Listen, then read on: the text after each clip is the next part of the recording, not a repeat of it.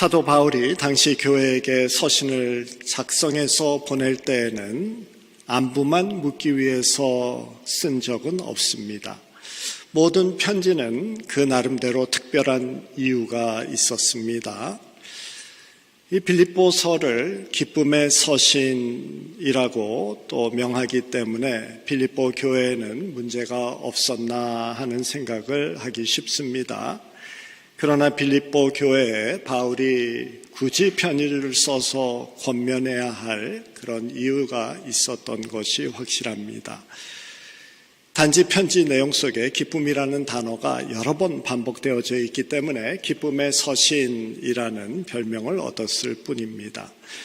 이 서신의 내용을 살펴보면 여러 가지 문제를 다루고 있습니다. 먼저 외부적으로 유대 율법주의자들이 예수 믿는다고 구원받는 게 아니다. 할례도 받아야 되고 율법도 지켜야 된다라고 주장하며 성도들의 믿음을 흔들고 있었습니다. 또 외부적으로는 지난주의 말씀과 같이 그리스도를 믿는다고 말하지만 실제로는 자기 욕심을 쫓아 살았기 때문에 세상 사람들로부터 혐오감과 거부감을 받았던 그러한 자들이 교회 안에 있었습니다. 그래서 사도 바울은 구원과 행위를 연결하는 자들을 경고했고 동시에 믿음과 행위를 구분하려고 하는, 분리하려고 하는 자들도 경계했습니다. 그런데 오늘 말씀에 보면은 그 빌립보 교회가 가지고 있던 문제 중에 현실적인 문제가 또 따로 있었습니다. 사도 바울은 이 편지를 보내면서 실명을 거론할 정도로 모든 성도들이 알고 있는 그런 문제, 심각한 것이었죠. 이 두 사람으로 인해서 성도 사이에 나타나고 있는 교회의 분열, 이것을 다루고 있습니다. 사실 바울은 이 빌립보 교회 편지를 쓰면서 1장부터 이 분열에 대한 문제를 은연중에 언급하고 있었습니다. 1장에 보면은 27절에 내가 한 마음으로 서서 한 뜻으로 복음의 신앙을 위하여 협력하고 살아가라라는 그런 말씀이 있습니다.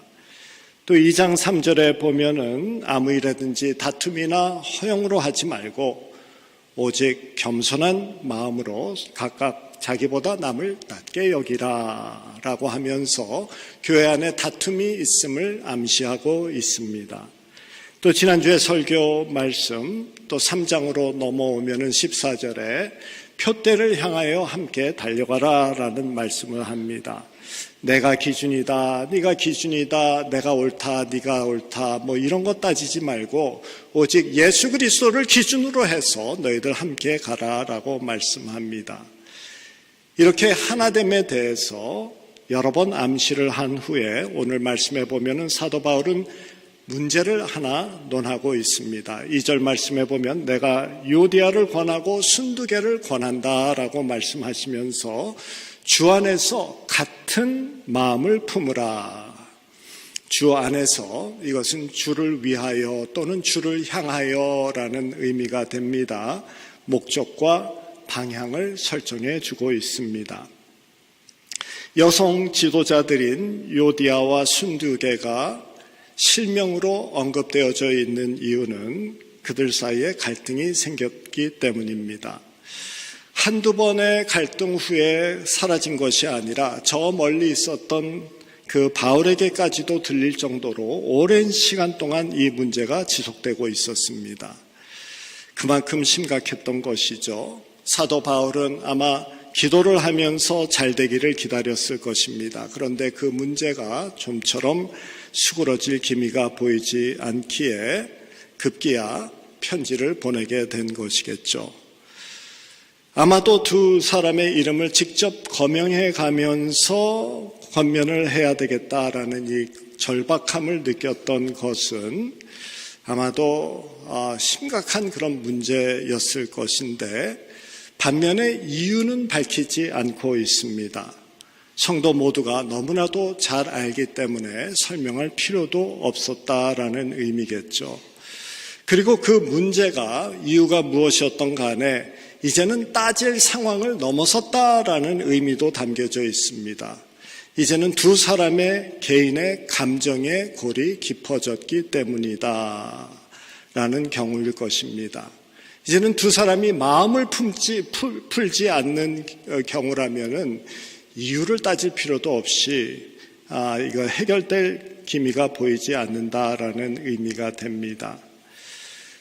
우리들도 살아가면서 늘 체험하는 경우죠. 갈등이 일어났을 때 적절한 기간 내에 해결하지 않으면은 시간이 지나가면서 그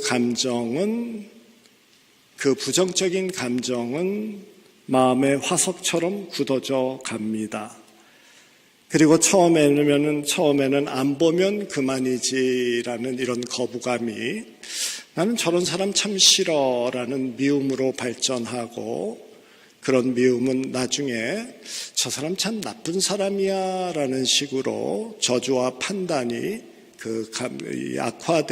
감정이 악화되어지는 쪽으로 갑니다. 그 전에 막아내야 되는 것이죠. 인간 세상 삶에서 누가 갈등을 겪지 않고 살아갑니까? 갈등 없는 인생은 존재하지 않습니다. 왜냐하면 우리는 모두 다르기 때문입니다. 자라난 환경, 가치관, 성향, 체질이 다릅니다. 우리 집사람은 뭐든지 빨리빨리 하는 것을 좋아해요. 저는 조금 느긋합니다. 다릅니다. 그래서 인간관계에서 늘 이 다름의 충돌이 생기는 것이죠. 여기에는 맞고 틀림이 없이 그저 다른 것뿐이죠.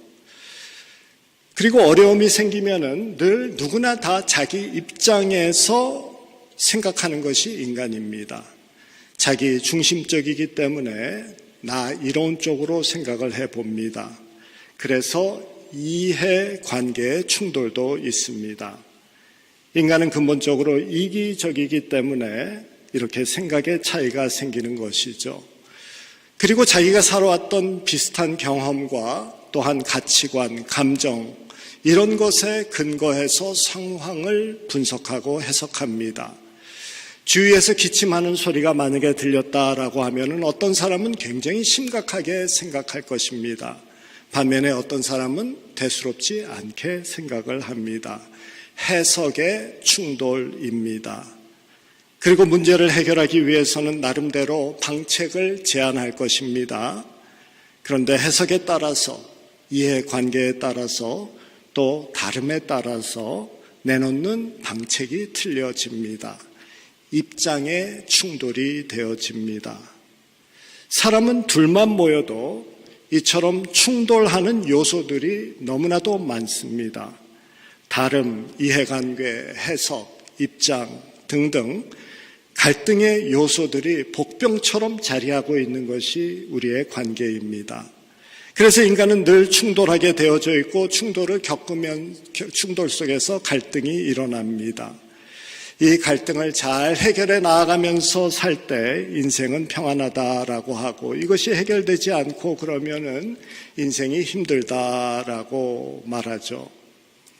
이 빌립보 교회의 문제는 갈등 이것이 해결되어지지 않아서 두 사람이 갈라지게 된 것입니다. 던져진 갈등을 해결하지 않고 너무 오래 두어서 감정 싸움으로 발전되었기 때문에 심각한 문제가 되었죠. 지금 두 사람의 갈등이 감정 싸움으로 되었을 것이다라고 학자들이 단정짓는 이유는 사도 바울은 문제의 내용을 이야기하지 않고 있고 두 사람의 이름만 거론하고 있습니다. 그리고 멀리 있는 사도 바울의 귀에 들려질 만큼 시간이 많이 지났고 사도 바울이 편지를 써야겠다라고 결정할 만큼 기다렸기 때문입니다. 감정의 골은 시간에 비례합니다. 그 긴 시간으로 인해서 두 사람 사이는 더욱 갈라졌을 것이고 이제는 서로 건널 수 없는 계곡에 서 있습니다.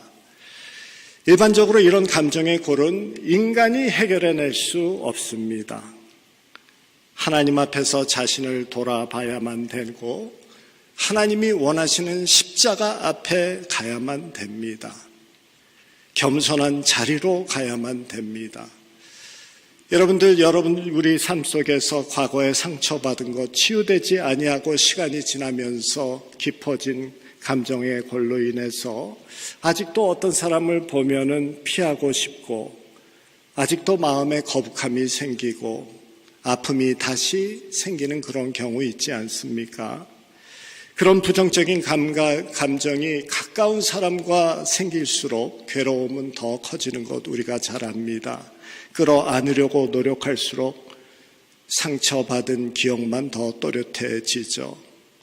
그런 사람과 같은 갈등이 반복이 되어지면은 잠자리에 들어서도 밤새도록 이 감정의 폭풍에 시달리다가 아침에 일어날 때에는 마음에 생각지 않은 분노가 채워져 있는 것을 발견하게 됩니다. 시간이 약이라는 말이 있습니다. 슬픔에는 시간이 약이지만 아픔에는 일반적으로 시간과 비례해서 감정의 결은 더 깊어집니다. 시간이 길어지면 상처받은 감정을 봉할 수 없는 지경에 이르죠. 인간의 마음은 시간으로 봉합되어지지 않습니다. 오직 창조하신 하나님의 은혜, 치유하시는 성령님께서 만져주셔야지만이 우리의 마음은 봉합되어지는 것을 우리가 인정해야 됩니다. 그래서 사도 바울은 누구의 편을 들거나 자기의 판결을 이야기하는 대신에 예수 안에서 같은 마음을 품으라 라고 권면을 합니다. 같은 마음은 어떤 마음입니까? 너희들의 다른 의견을 조정해서 동일한 마음을 가지라라는 말씀이 아니죠. 같은 마음은 벌써 2장 5절에서 말씀하신 그 마음입니다. 너희 안에 이 마음을 품으라 곧 예수 그리스도의 마음이니라고 하신 그 마음을 뜻합니다. 품어야 할 예수의 마음, 이 겸손한 마음, 자기의 판단과 자기의 뜻과 자기의 모든 것을 내려놓는, 자존심을 내려놓는 이 마음입니다. 자신의 생각을 비우려는 마음입니다. 비우고 내려놓으라라는 말씀은 상대방의 입장을 받아들이라라는 것이 아니죠. 상대방을 이해하라라는 이것도 아닙니다. 그냥 비우라라는 것입니다. 겸손히 그냥 비워내라. 왜냐하면 내가 비워져야지만이 십자가의 사랑으로 채워질 것 아니냐라는 이 말씀입니다. 먼저 비워져야 담을 수 있는 것이 자연의 원리 아닙니까? 내가 비워져야만이 십자가의 사랑이 담겨져야지만이 이 상처받은 감정이 치유되어지고 봉합되어진다라고 말씀합니다. 이사야서 53장 5절의 말씀이죠. 그가 찔림은 우리의 허물을 인하며 그가 상함은 우리의 죄악을 인함이라. 그가 징계를 받음으로 우리가 평화를 누리고 그가 채찍에 맞음으로 우리가 나음에 입었도다. 다른 방법으로 치유되지 않습니다. 인간의 상처는 예수 그리스도의 십자가를 붙들 때만 치유가 되어진다라고 말씀합니다. 그렇지 않습니까? 나에게 상처 준 사람이 나를 찾아와서 울고 불고 용서를 구한다고 여러분 우리가 사실 용서를 해줍니까? 우리가 알지 않습니까? 우리 용서 못합니다.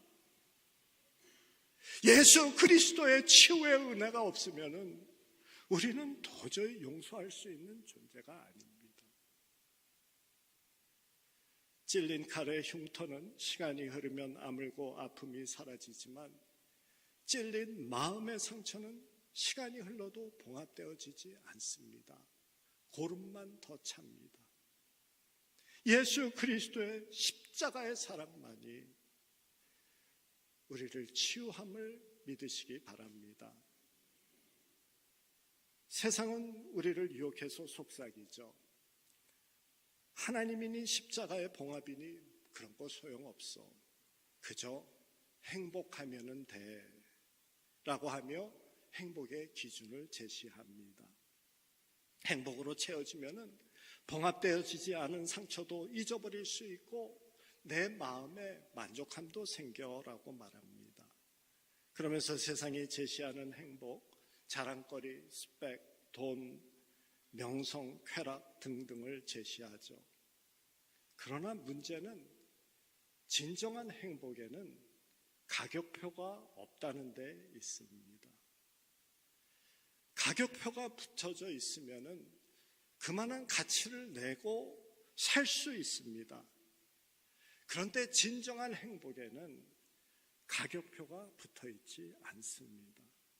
오직 예수 그리스도만을 통해서, 그 십자가를 통해서만 주어지는 것이 진정한 행복이다라고 성경은 우리에게 가르치고 있습니다.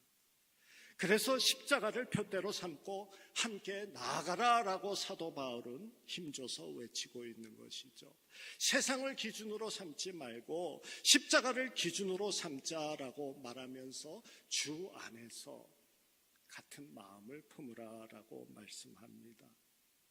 주님이 우리를 위해서 고통당하신 그 십자가, 그것에 진정한 화합이 있고 그것에 진정한 행복이 주어지고 그것에 진정한 봉합이 있다라고 우리에게 가르쳐 주시고 있습니다.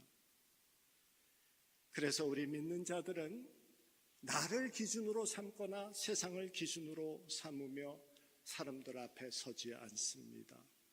믿는 우리들은 어느 자리에 있든지 그 자리에서 일어나서 예수를 기준으로 하고 살자라고 이야기하는 자이고, 예수를 기준으로 하고 사는 나의 삶을 제시하는 자들입니다. 예수의 십자가를 향하여서 우리가 함께 가야 한다라고 말하는 자들입니다. 날 따라와라가 아니라 예수께로 나아가자라고 하는 자들이 진짜 믿는 자들이죠. 그렇게 하나님의 사랑으로, 그 십자가의 사랑으로 내가 봉합되어지면은 이제 나아가서 다른 사람도 이 세상도 봉합하면서 살아가는 자들이 됩니다. 그래서 품을 수 있는 큰 마음이 생기고 덮어줄 수 있는 넓은 마음이 생기고 채워줄 수 있는 큰 부피의 마음을 갖게 됩니다.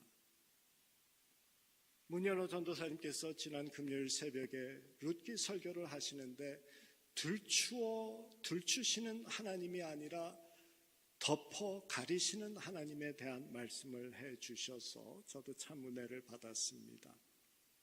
하나님은 우리의 잘못을 들추어 내거나 따져서 문제를 삼는 분이 아니다라는 것이죠. 우리의 잘못을 덮으시고 가려주시는 분임을 우리가 기억해야 됩니다. 내 마음의 상처가 봉합되어야 남의 잘못과 실수도 덮어줄 수 있습니다. 그리고 들추어내는 사람이 아니라 덮어주는 사람이 복이 있다라고 성경은 우리에게 가르치죠. 창세기 9장의 말씀에 노아의 이야기가 있습니다. 노아가 홍수 후에 포도주를 잔뜩 마시고 취해서 하체를 드러내고 잠이 들었습니다. 그때 함이라는 아들이 그 아버지의 모습을 보고 형제들에게 뛰어가서는 아버지의 흉을 들추어냅니다. 반면에 다른 아들들은 그 이야기를 듣고 아버지에게 가서 하체를 덮어 가려줍니다. 후에 잠에서 깨난 노아는 남의 흉을 들추어낸 함은 저주했고 남의 흉을 덮어준 다른 아들들을 축복했다라고 기록하고 있습니다. 남의 죄와 허물을 덮어주는 자가 하나님으로부터 축복을 받는 삶을 살게 되어진다라는 것을 우리에게 가르쳐 주시는 말씀입니다. 예수님이 우리를 덮어주신 것 같이 우리도 서로를 덮어줄 때 축복을 입는 자들이 됨을 기억하시기를 바랍니다.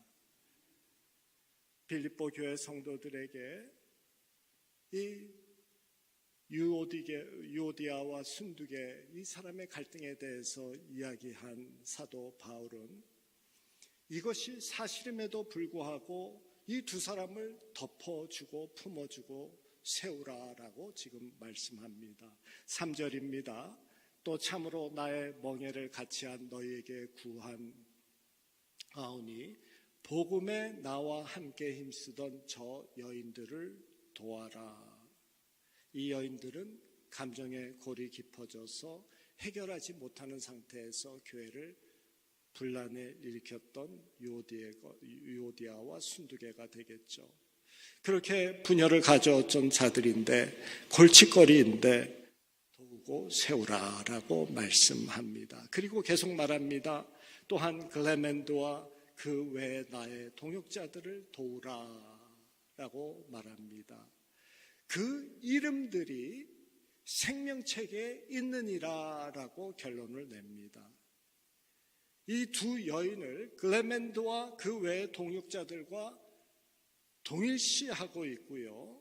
서로 마음이 맞지 않고 실수가 있었지만은 그럼에도 불구하고 복음을 위하여서 함께 우리가 나아가는 자들 아니냐라고 말씀합니다. 그리고 그들이 모두 하늘나라의 생명책에 있다라고 말씀합니다.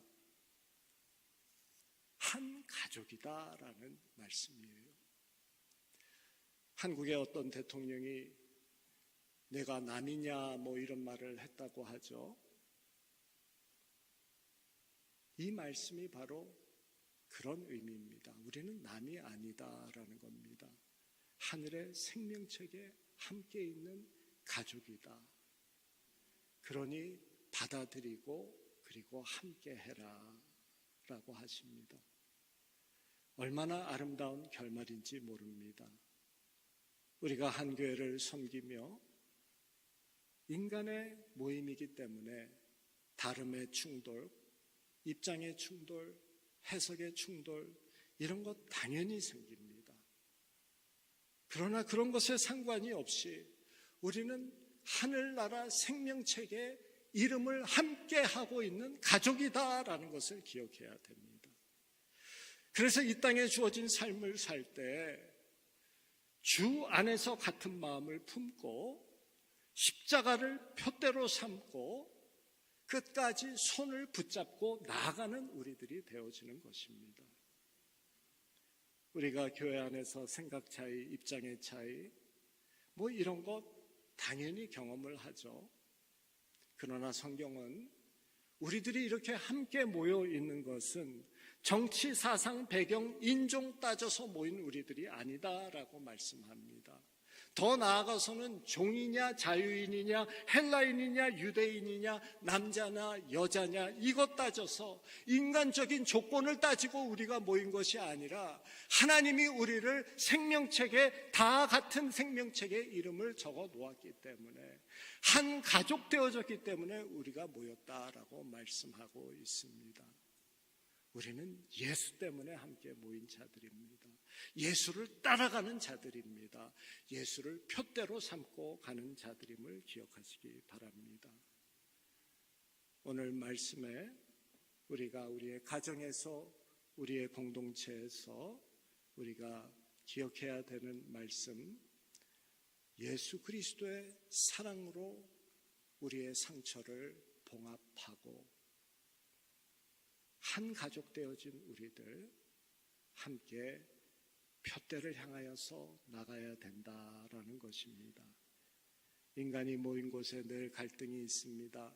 그러나 우리는 그 갈등에 묶이는 자들이 아닙니다. 봉합하는 십자가의 능력으로 늘 하나 되기를 노력하며 우리는 형제다, 자매다, 동역자다, 가족이다 라고 말할 수 있는 우리들이 돼야 되겠습니다. 서로를 아끼고 돌보는 가족같이 따뜻한 교회가 되기를 주님의 이름으로 축원합니다.